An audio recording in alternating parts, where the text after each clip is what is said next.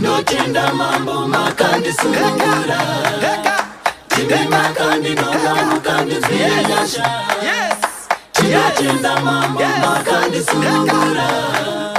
timi makandi nonga mukandi zvinyasha tinotenda mambo makandi sunungura timi makandi nonga mukandi zvinyasha. Mukukura kwangu ndainetseka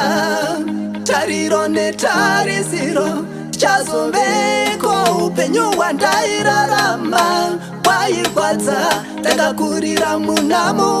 upenyu mindupindu. Usachema hama yangu upenyu wako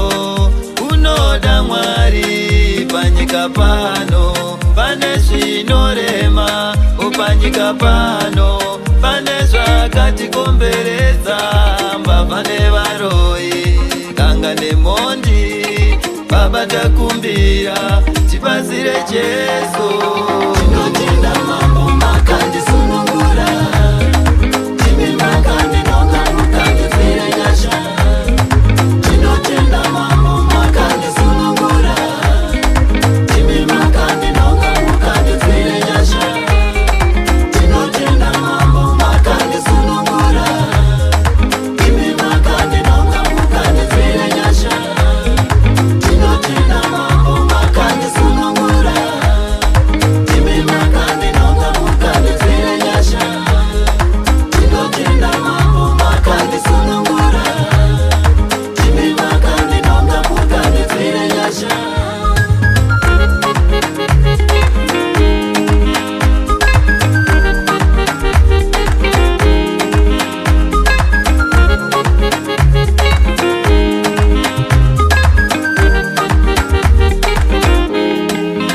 Ndaisasiva Mwari unenyasha ngoni dzake nekusingaperi gara nekugara kuva nenguva usara setariro vivimba naye. Tine dzimwe hama dzinotishorobodza tine dzimwe shamwari dzinotirongera hondo ngara pawakabuda paiva pakaoma urwere hwako waisviririsa saka nhasi ingotenda Mwari ndivo vakakunonga vakakunzwire nyasha. Tinotenda mambo makandi sunungura Makandi sunungura makandi nonga mukandi zvinyasha Makandi zvinyasha makandi sunungura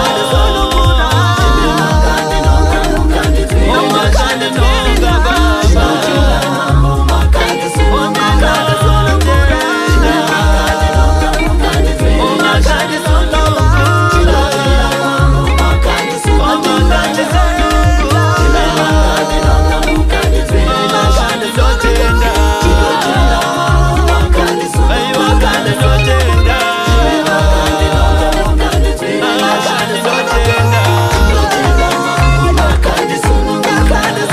timi makandi nonga mukandi zvinyasha makandi sunungura timi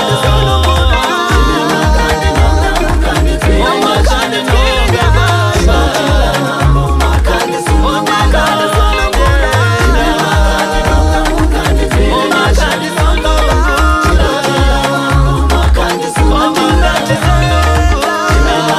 nonga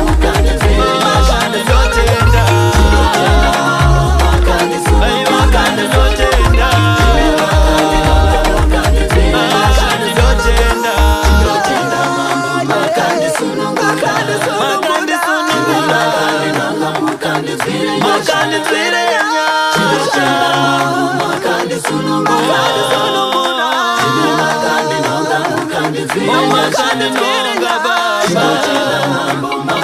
sunungura